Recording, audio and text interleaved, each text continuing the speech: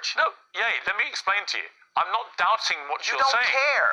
I do care. You don't care about me. You don't care about my people.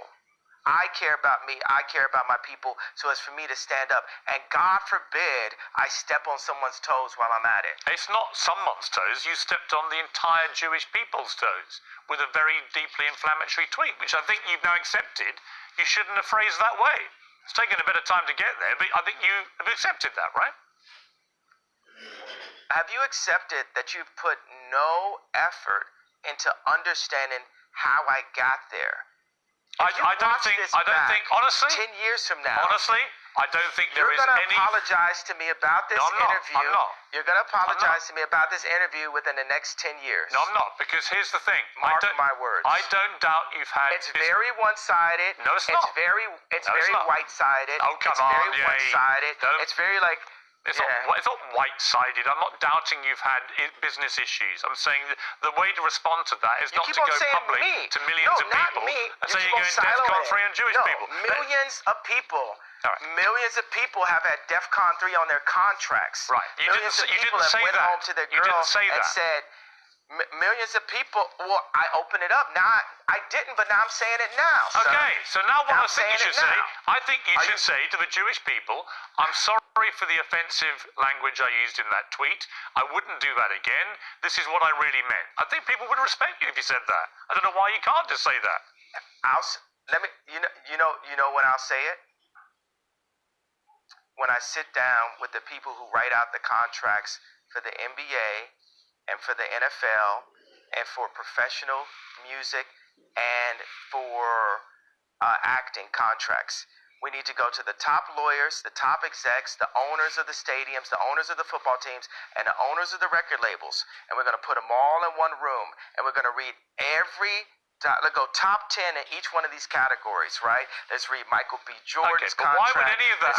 Why would any of that? Bro, I ain't finished. I ain't finished my sentence. Nothing you're saying has anything to do with regret. Hey, boy. Don't call me boy. Don't finish. I told you. Oh, don't treat me like a boy then. I'm going to finish my sentence of my idea. Nothing you're saying has got anything to do with the tweet. Cool. Bro, I was in the middle of a sentence, boy. Okay, so are you going to allow me to finish my sentence? Yes. If you then answer my question. Okay, so I'm going to tell people when I would apologize for the tweet. This is what has to happen first. I need all of the top executives in Hollywood. I need the top executives at the NBA and at the NFL. We'll do those two sports specifically. And I want the top executives in music, dealing with publishing, dealing with like Spotify and Apple Music and Universal Music and all the top let's do like 5 top execs there. And I want to look at the top 10 earners in each one of those fields' contracts openly. We want to compare and contrast the contracts. And then once we open that conversation, and we need to do it on a platform live with lawyers asking questions, and we'll have the top lawyers like a Johnny Cochran, Robert Kardashian level legal team, looking at all of these contracts together. After that moment happens, then I will say, I'm sorry. Okay, if that's your position. That's clear. Interview adjourned. Love you.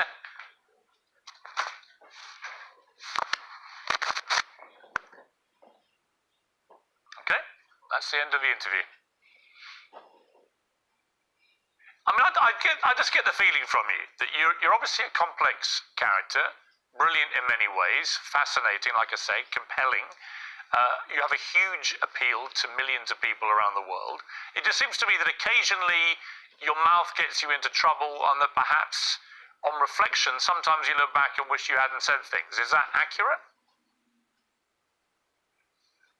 Nah, not really.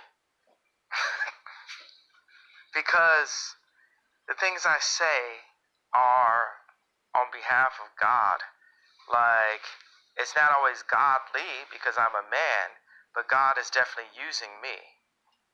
You're Catholic faith? I am, What's yes. your background? I am What's your Catholic. religious? Catholic, yeah.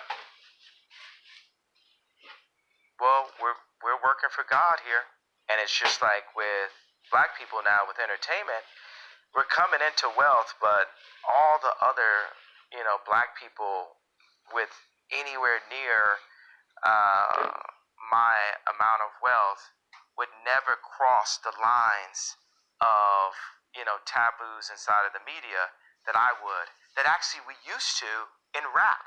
All these words we used to say these, so it's all these like words that are being removed from our vocabulary, words that evoke emotion.